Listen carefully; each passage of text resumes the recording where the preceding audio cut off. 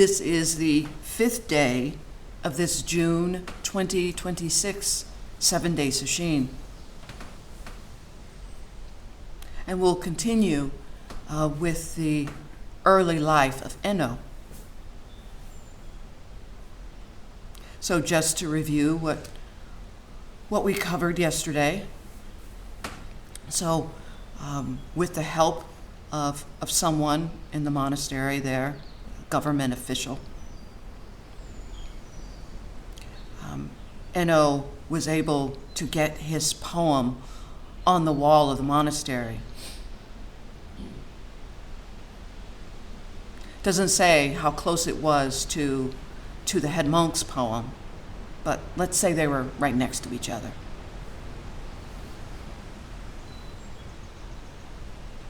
Those that saw Enno's poem, they were deeply impressed.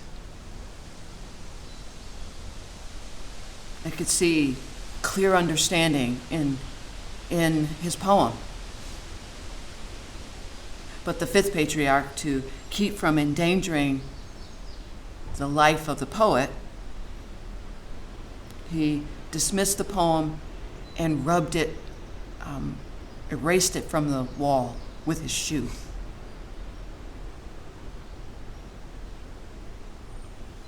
So here's the poem. There is no Bodhi tree, nor stand of a mirror bright. Since all is void, where can the dust alight? So let's continue the story. The 5th patriarch learned who composed the poem and went to the rice pounding area where Huineng or Enno was working and signaled to him to come to his quarters that night. And there, when he came, the 5th patriarch read to him the Diamond Sutra.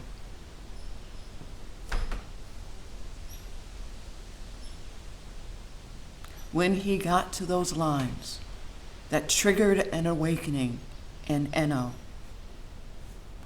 abiding nowhere, awakened mind arises. Another much deeper awakening was triggered.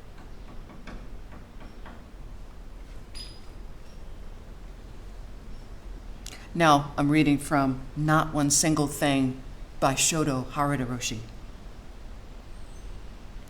So this is Enno's response immediately after his deep enlightenment.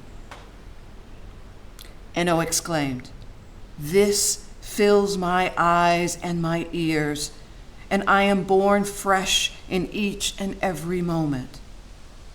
Everything comes to me, but I am stopped by nothing. Residing nowhere, each sound or sight gives birth to a new world." And then he says, "I thought there was an I who sees and hears." That's I as in the letter I. "That was a great mistake. It's only a sound perceived with a mind residing in no place." Enno further exclaimed, "Now I understand there is no birth or death. This wide open state of mind is my original mind. The mountains, the rivers, the sun, and the moon are all me."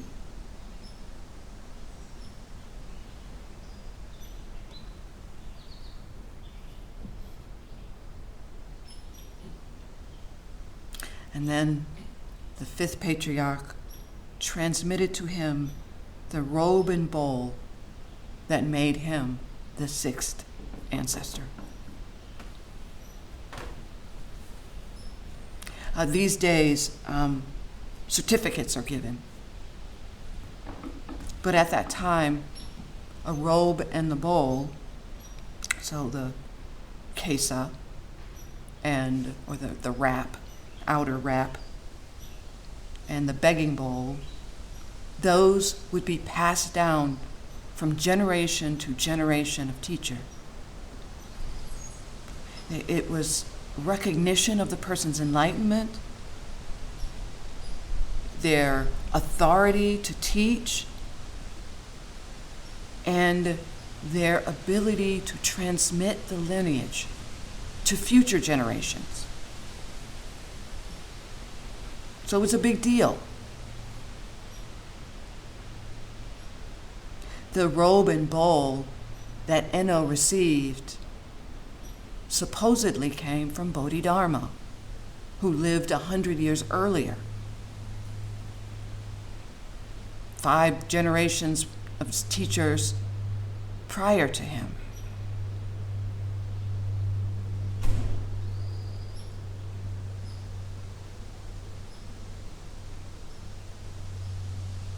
And Enno would take his place in that line. Of course, we chant him in the afternoons. His name, Dajiang Weinong, honored one. The current living lines of Zen, Soto and Rinzai, these all flow from the 6th patriarch. The lines that have died away, the Igyo sect, Unmon sect, and the Hogen sect, all trace back to the 6th patriarch.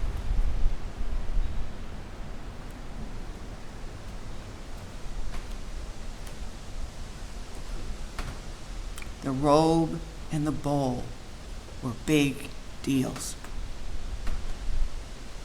And the 5th patriarch knew that the monks in his sangha, at his monastery, would not go for it. They would not accept this layman, young layman. We're told one source has, most of the sources has he was 24. Others say he was 18. Uneducated layman who had only been at the monastery for 8 months.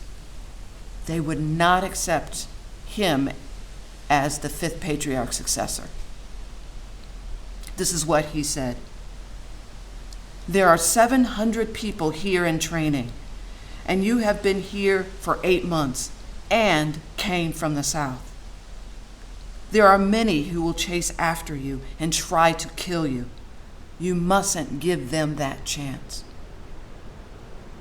So he urged the 6th to hide himself, to leave, go south,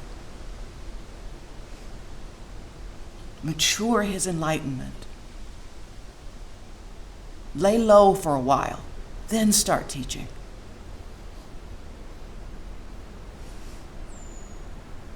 Then they parted, never to see each other again.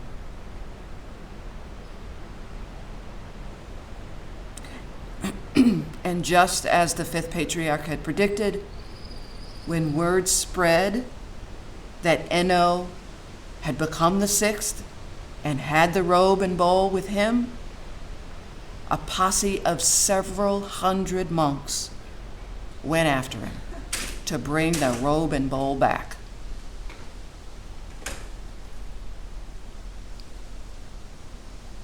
Several times in this story, the 5th patriarch warned, protected Enno from the monks in the monastery. Why would he need to do that? Why would these monks behave in that way? Didn't they believe their teacher? There are all kinds of reasons that people go to monasteries at that time. And people go to Zen centers. Some are sincere spiritual reasons, wanting to see into their true nature.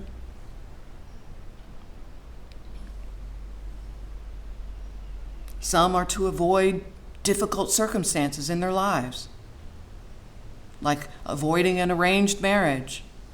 We hear that Chan Master Shengyen was able to avoid an arranged marriage by going into the monastery. Family conflicts.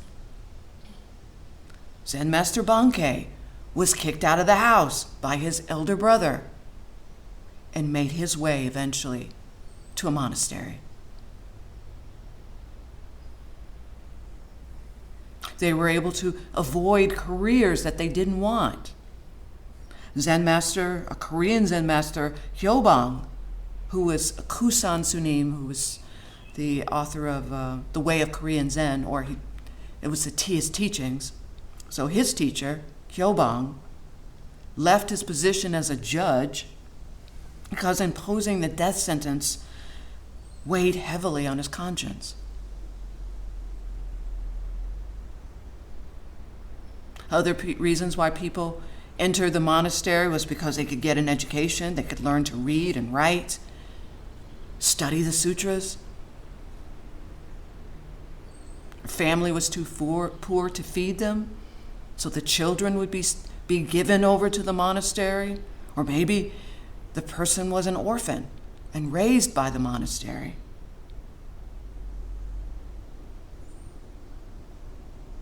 And you heard some of the history of what was going on during Enno's lifetime. During turmoil, monasteries were safe places to go.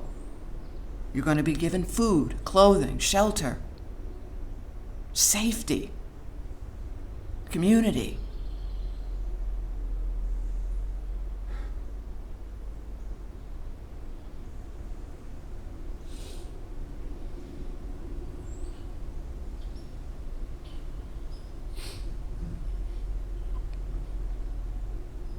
We're all works in progress until complete perfect enlightenment, I guess. We'll be touched by greed, anger, and delusion.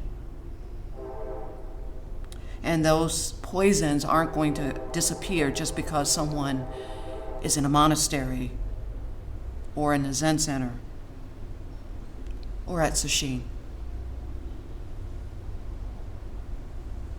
One way that the poisons can show up at a monastery or Zen center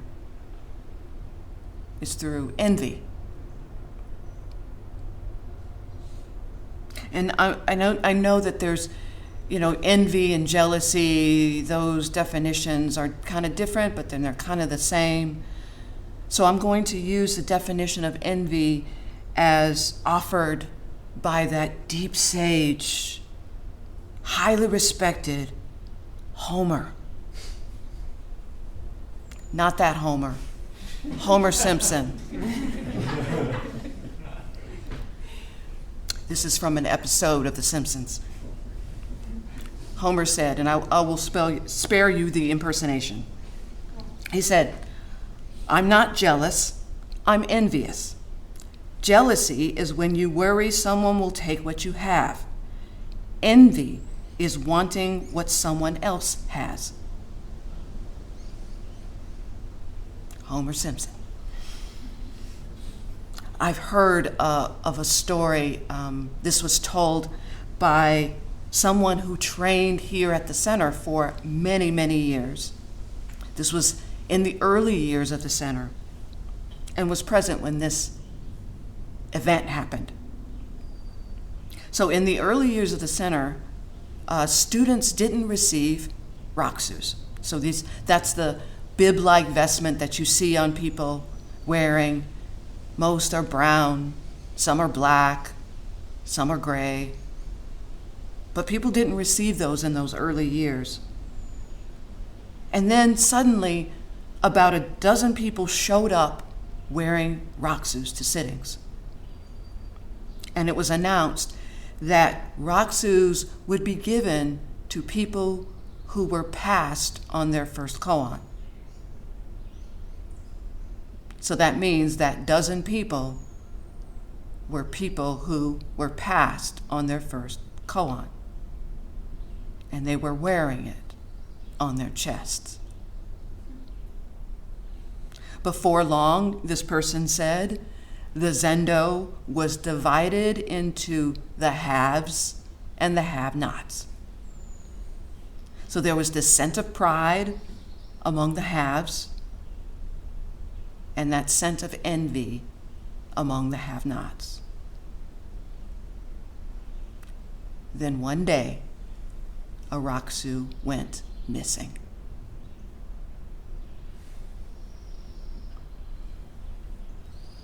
Envy is a powerful emotion. People have not only stolen because of envy, but they've lied and cheated and killed because of it. And because envy is so ugly and uncomfortable, those of us carrying it will disguise it as something more noble, like righteousness, fairness, justice. Maybe those monks that were chasing after the sixth patriarch truly believed that they were defending the Dharma. Maybe they sincerely thought that the fifth patriarch had made a mistake. Or maybe what motivated some of them was envy disguised as righteousness. After all, many of them had been at the monastery for years, hard training, years. And this upstart from the south and a layman who'd only been there for a few months had taken away with the goods.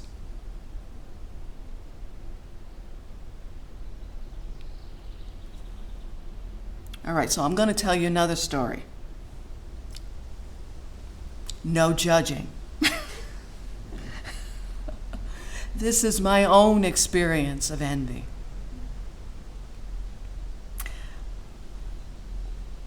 Traveling for years, back and forth, from Kentucky to New York, 16 hours one way by bus, going to the 7 day Sesshins, periods of training, not living in Rochester, nor really living in Kentucky. And I hear that Roshi has passed someone on their koan who I thought didn't deserve it. I've been practicing longer and harder. I felt I was more dedicated. I'd sacrificed more. Certainly, Roshi made a mistake. He must have gotten it wrong.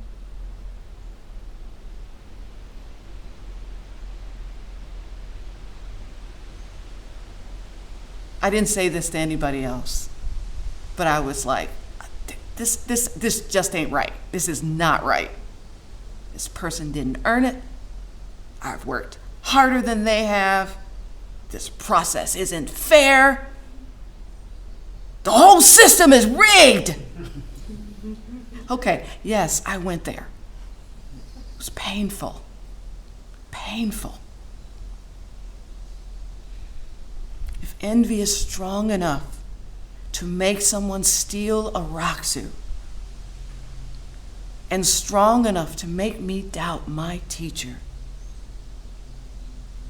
then maybe it's strong enough to send a whole band of monks running through the mountains chasing after a robe and a bowl.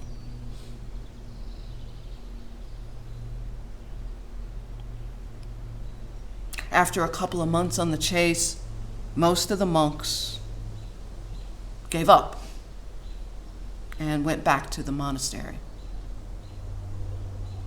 But there's one monk who not only did not give up, but outran the other monks and finally caught up with the sixth patriarch. And their encounter makes up one of the koans in the Mumonkan. Number 23, the title of it is Think Neither Good Nor Evil. And it's a long case, and we'll only be looking at the case. And I'll get it started, and we'll get into it. So this is how it goes, or at least the first part of the case. The sixth patriarch was pursued by monk Myo up to Daiyure mountain. The patriarch, seeing Myo coming, laid the robe and the bowl on a rock and said, "This robe symbolizes the faith. Is it to be fought for? You may take it away." Myo tried to lift it, but it was as immovable as a mountain. Faltering and trembling, Myo said, "I have come for the Dharma, not for the robe. I beg you, lay brother, to open the way for me." The sixth patriarch said, "Thinking neither good nor evil, at this moment, what is the original self of monk Myo?" At this, Myo was all at once enlightened.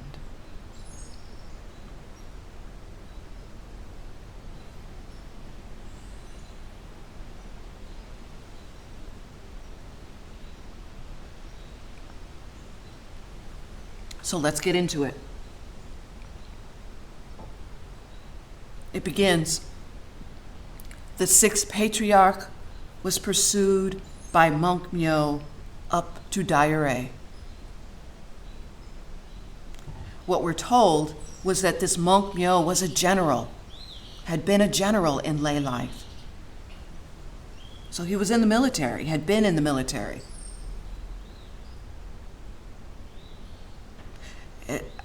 A life in the monastery or Zen center or at Sesshin, from my experience, is very similar to being in the military. So this wasn't a stretch for him, probably, to go from one to the other.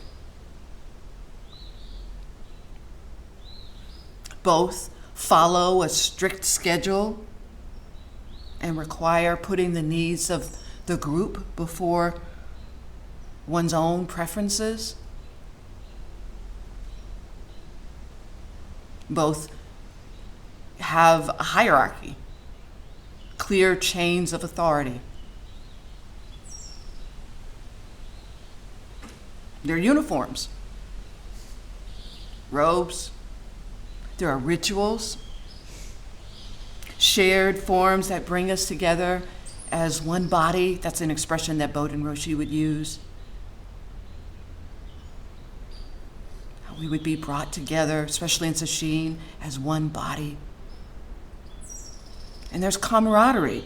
You're doing some hard training with other people, and strong bonds are formed from that.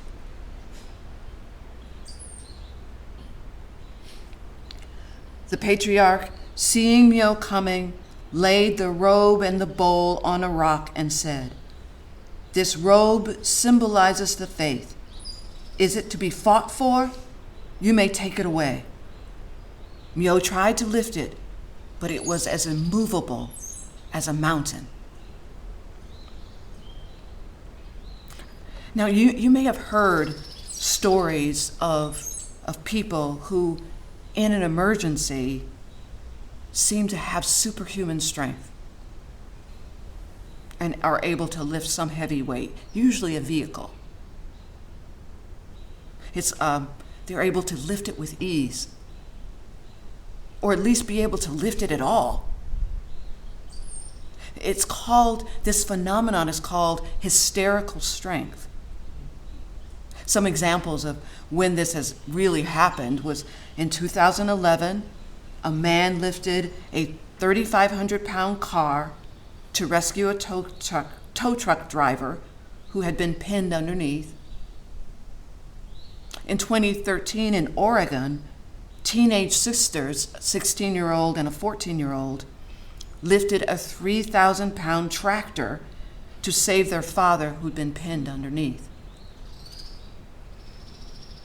And in 2019, a 16-year-old football player did the same, lifted a car to save his trapped neighbor. But there's a phenomenon that's the opposite of hysterical strength, called hysterical paralysis, where the person who's been afflicted with it is unable to lift something light, their own arm, their leg, to run. We've heard that fight or flight or freeze response. This is like the freeze response. That's just like hysterical strength. It's triggered by severe psychological stress. And like hysterical strength, it's temporary. So it is quite possible that this strong, physically fit, clearly physically fit, determined ex-general really could not lift that robe and bowl.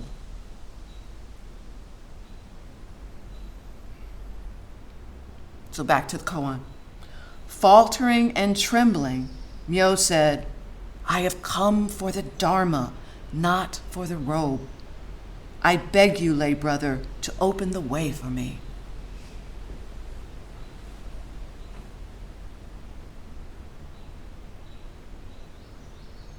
He sounds tormented, like a sincere practitioner. Maybe, who knows how he started out this chase, why he started. But maybe his reasons were purified over the 2 months of running. I like to think on this story that maybe he was one of those monks that saw Enno's poem written on the wall and was impressed by it. Maybe he saw it and then the fifth patriarch erased it with his shoe. Or who knows, maybe Myo realized as he was trying to lift that robe and bowl that that's not what he really wanted. That what he really wanted was to wake up.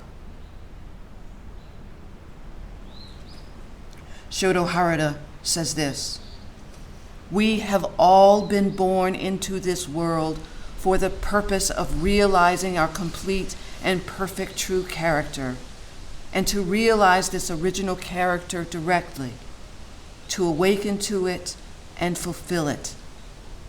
This is the Buddhist perception of what our life is." And back to the koan. The sixth patriarch said, "Thinking neither good nor evil, at this very moment, what is the original self of Monk Myo?"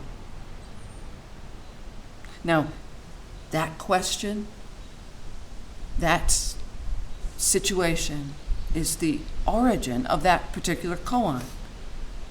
What was your original face before your parents were born? That's where it comes from. It's from this dialogue.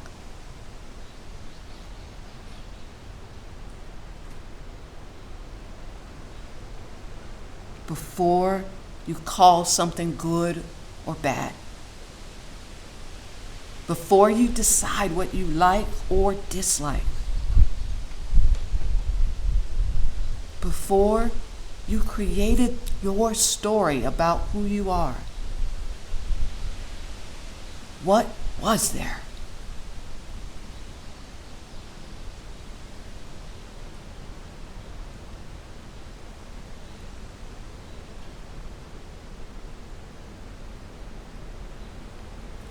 At this, Myo was all at once enlightened. His whole body was dripping with sweat. What was Myo enlightened to? What did he realize?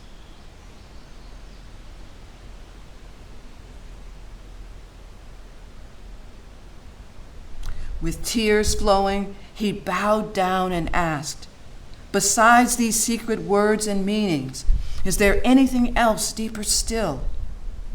The patriarch said, "What has been revealed to you is not secret. If you look into your own true self, what is secret is right there."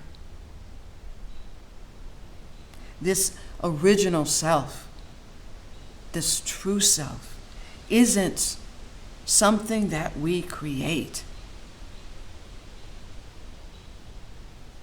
It's not something that happens to us after years of effort.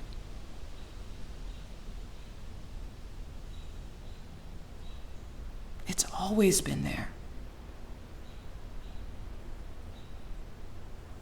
One Zen teacher, Katsuki Sekiya, said, "The original self is nothing but the emptied mind."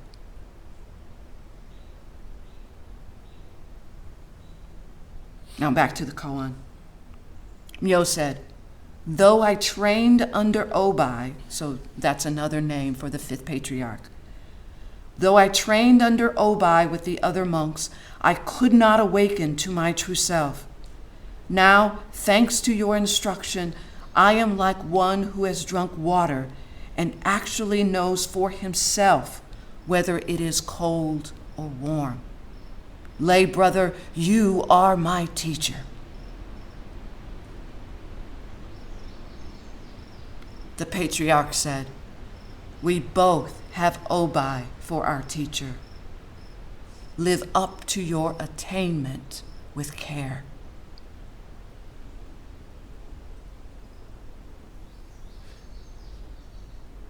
Live in accordance with what you have realized. And that is true not just after awakening, but right now. So many people have come to Doksan and spoken of insights about whatever it is in their lives.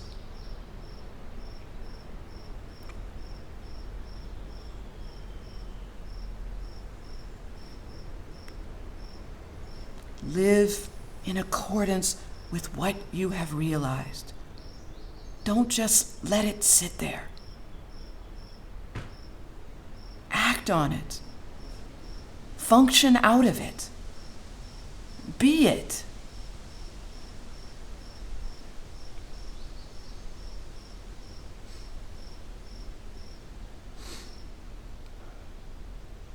Eno told Myo to go to some such and such place where it would be clear to him what he needed to do next. And as Myo came down off the mountain to go to that place, he told everyone else that was still hunting for the sixth patriarch that he's not up there. I couldn't find him.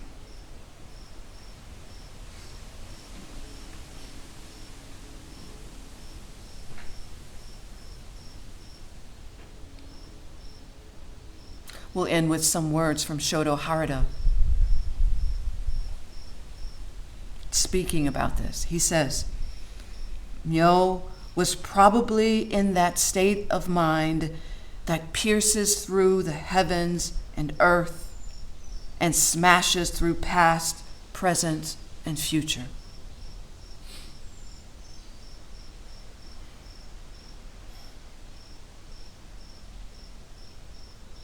He's speaking about Myo's awakening.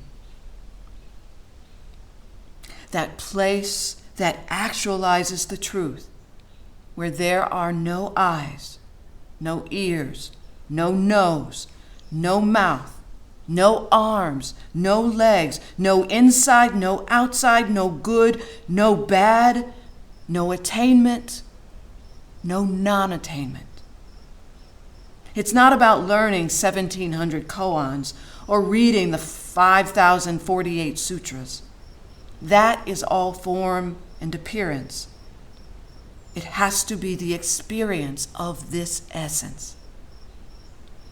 Our truly human quality is completely transparent. However, because we constantly add on to what is already there, we have to cut through all those concepts.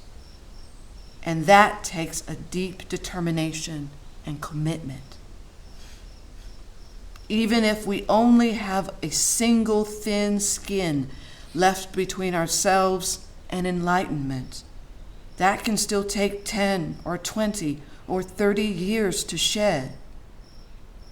But if we dig in with our deepest determination, it can happen in an instant.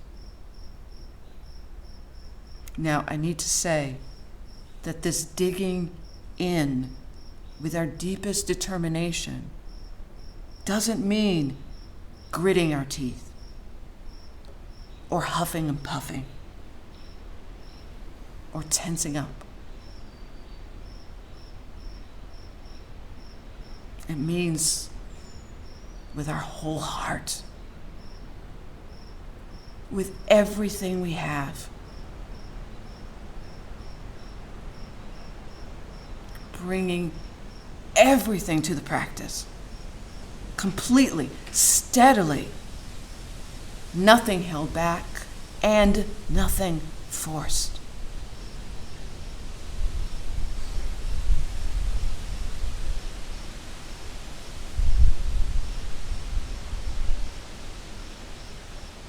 If we dig in with our deepest determination, he says, it can happen in an instant.